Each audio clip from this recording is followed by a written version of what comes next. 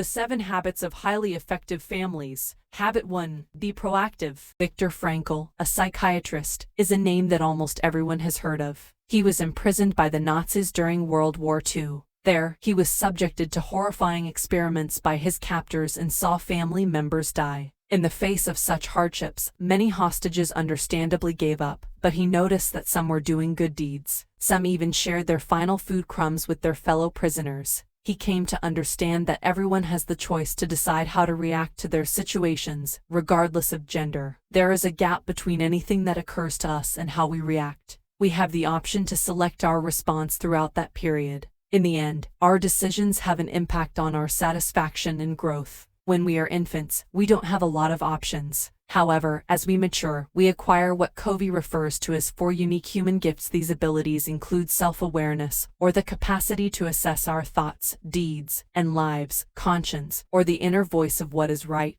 and wrong; imagination, or the capacity to imagine a future distinct from the present; and independent will, or the capacity to choose how we react to our genes and our surroundings. We can use these abilities to make the most of life, take responsibility for how we respond, and take efforts toward determining our own futures rather than just being responsive. Simply put, take initiative. The first and most crucial of the 7 behaviors is being proactive. The secret to releasing the power of the others is to master it. So let's discuss some methods for enhancing your proactivity. First, give attention to the things you can control rather than the things you cannot. Remember the prayer of Saint Francis of Assisi: God grant me the insight to discern the difference, the bravery to change the things I can, and the serenity to accept the things I cannot change. Then, be sure to utilize proactive language at all times. Change your entire mentality and say, "They behaved like that, but I choose not to," rather than anything like, "My grandfather and father did that, therefore I do too." Keep in mind to halt, consider, and decide.